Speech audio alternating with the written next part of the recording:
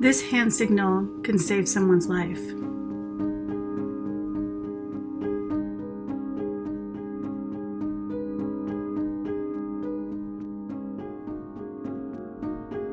It's a bit of almost domestic terrorism happening right now. And we're all experiencing extremes right now, but we really identified that this was a moment where the traditional kind of ways that people would access help, a lot of them were cut off from these women and families and people who are at risk for this violence.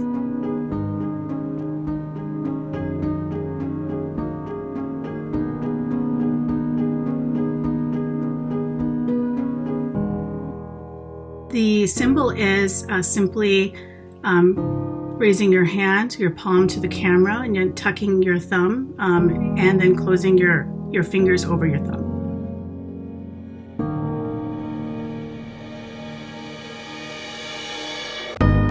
We can't forget that this is silently happening in all of our neighborhoods, it doesn't matter where you live. There is someone who is at home right now who cannot leave and is looking for a way to be able to reach out. We know that domestic violence it's a pattern of behavior, so we know it's not anything that has started during the pandemic, but we also know that there are things that escalate. People are on Zoom way more than they ever had been in the past, and it allows them to be able to do that in a way that covertly, discreetly allows them to signal this, where maybe someone who is monitoring their digital communications, they would leave no trace as well.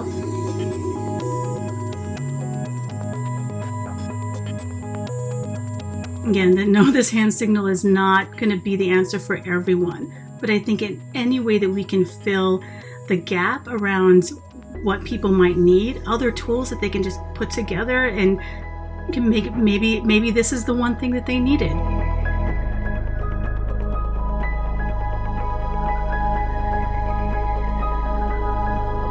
And I can't emphasize this enough, because what we definitely do not want happening is people seeing this symbol and then just calling 911 or something. We know from our domestic violence partners that they're sometimes calling 911 or calling the police to a situation makes things even worse, even deadlier. We want to encourage people to be very, very thoughtful. Ask yes or no questions. Do you want me to call 911? Would you like me to be a part of your safety plan? Would you like me to look for shelters for you? Would you like me to check in on you personally? Would you like me to check in on you in the next couple of days?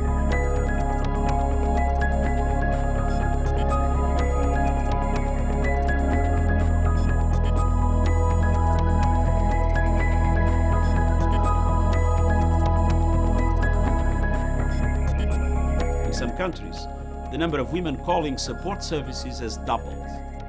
Meanwhile, healthcare providers and police are overwhelmed and understaffed.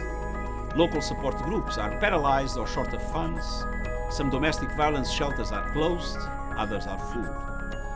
I urge all governments to make the prevention and redress of violence against women a key part of their national response plans for COVID-19. And this is just a critically important piece of, we can't think about women being, economic drivers and women being the head of their community. One of the most basic things we need for women is that they are able to be safe in their own homes and be able to reach out for help when they need it.